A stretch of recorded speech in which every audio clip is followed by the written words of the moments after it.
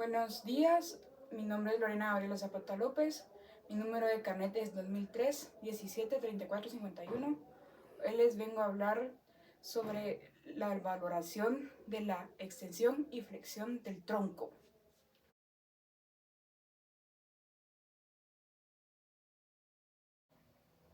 El paciente se debe encontrar en decúbito prono con las manos entrelazadas detrás de la cabeza. En este momento voy a estabilizar las extremidades inferiores justo por encima de los tobillos si el paciente tiene una fuerza de extensión de la cadera de grado 5. Voy a estabilizar las extremidades inferiores con su peso corporal y ambas extremidades superiores atravesadas sobre la pelvis. Si el paciente presenta debilidad con la extensión de la cadera, es muy difícil estabilizar bien la pelvis en presencia de una debilidad de la cadera considerable.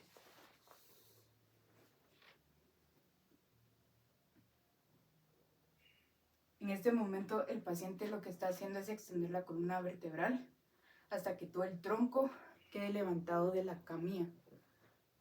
Ahorita voy a indicarle al paciente que levante la cabeza y los hombros y el tórax de la camilla, que suba todo lo que pueda.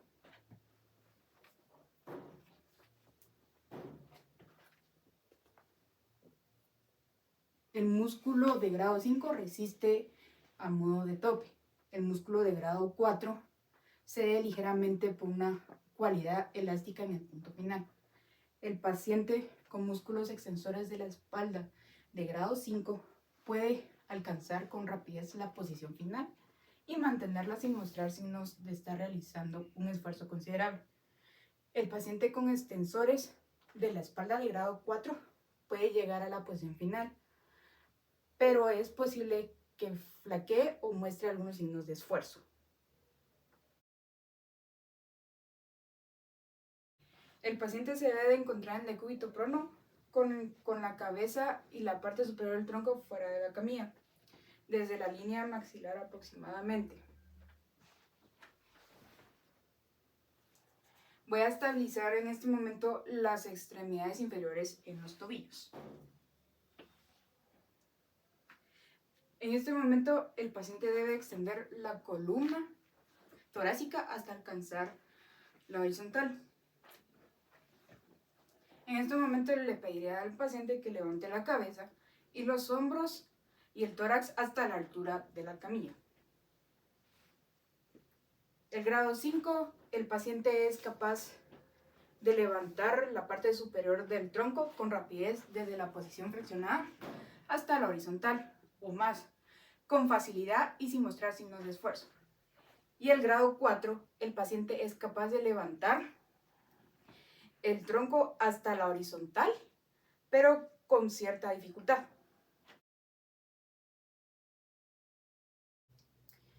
El paciente se debe encontrar en decúbito prono con las extremidades superiores colocadas hacia los lados del cuerpo.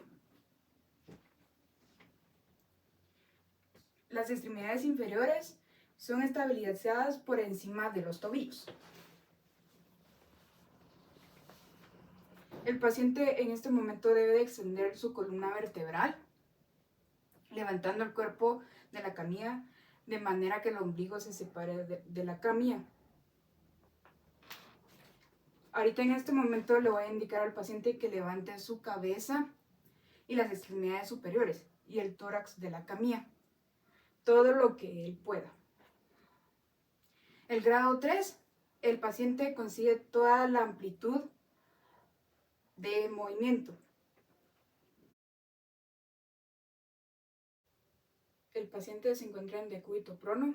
Estas pruebas son idénticas a la prueba del grado 3, excepto que aquí en este momento yo voy a palpar las masas musculares extensoras de la columna torácica y lumbar a ambos lados de la misma.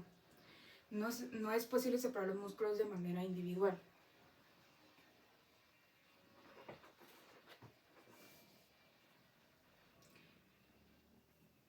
En el grado 2, el paciente consigue una amplitud de movimiento parcial. En el grado 1, se detecta actividad contráctil, pero no movimiento. Y en el grado 0, aquí pues no hay actividad contráctil.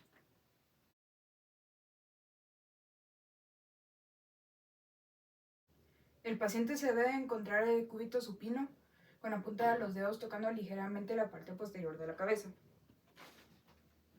Yo me voy a colocar de pie a un lado de la camilla, a la altura del tórax del paciente. Esto es para poder comprobar si las escápulas se separan de la camilla durante la prueba.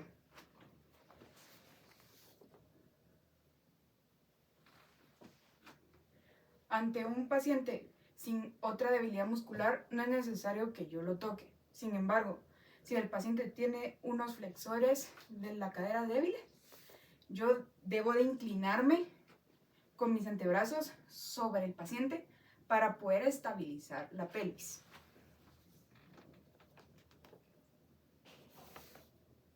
En este momento el paciente flexionará el largo del tronco de la amplitud de movimiento, levantando el tronco hasta que las escápulas se levanten de la camilla. No debe de flexionar el cuello. En este momento yo le diré al paciente que mantenga el mentón apuntando hasta el techo y levante la cabeza, los hombros y la espalda, de modo que se separen de la camilla.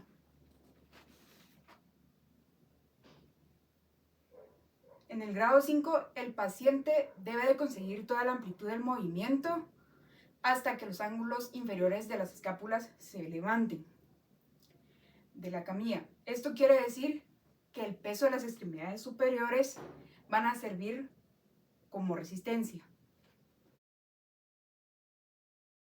El paciente se encuentra en decúbito supino, con las extremidades superiores cruzadas en aspas sobre el tórax. Excepto por la posición del paciente, la prueba es la misma que se realizará para el grado 5. El grado 4, el paciente debe de conseguir toda la amplitud del movimiento y levantar el tronco hasta que las escápulas estén separadas de la camilla. La resistencia de las extremidades superiores disminuye cuando se mantiene en posición cruzada en el aspa sobre el tórax.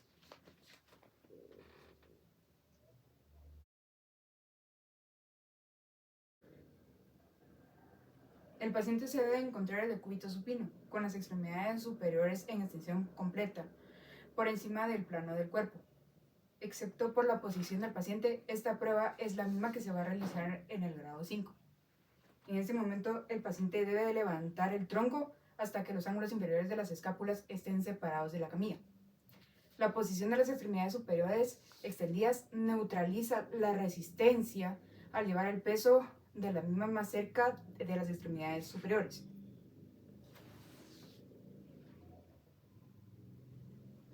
En el grado 3, el paciente debe de conseguir que la amplitud del movimiento y levantar el tronco hasta que los ángulos inferiores de las escápulas estén separados de la camilla. El paciente se encuentra en decúbito supino, con las extremidades superiores colocadas a los lados y las rodillas flexionadas. Yo me voy a poner de pie al lado de la camilla. Esta mano la voy a utilizar para palpar y la colocaré en la línea media del tórax sobre la línea alba. Y los 4 dedos de ambas manos las usaré para palpar el recto del abdomen.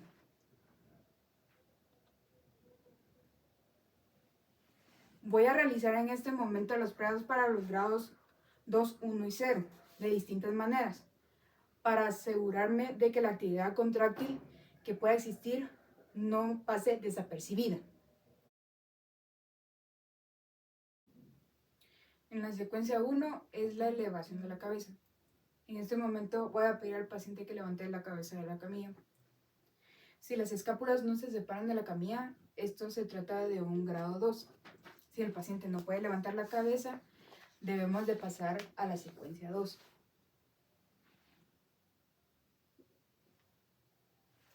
La secuencia 2 es la flexión asistida hacia adelante. Voy a sujetar la región superior del tronco y de la cabeza, manteniéndolas separadas de la camilla. En este momento pediré al paciente que se incline hacia adelante. Si se produce un descenso de la parilla costal, se tratará de un grado 2. Si no hay un descenso de la parilla costal, pero sí una contracción visible o palpable, deberá asignarse un grado 1 Si no hay actividad, el grado será 0. Y después de esto, pues se puede pasar a la secuencia 3.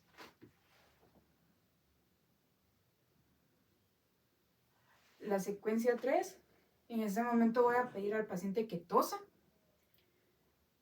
Si puede toser con cualquier intensidad y si produce un descenso de la parilla costal, se tratará de un grado 2. Si el paciente tose con independencia de su efectividad, los músculos abdominales se activarán de manera automática. Si el paciente no puede toser, pero se palpa actividad en el recto del abdomen, el grado será 1. La ausencia de la actividad detectable es un grado 0.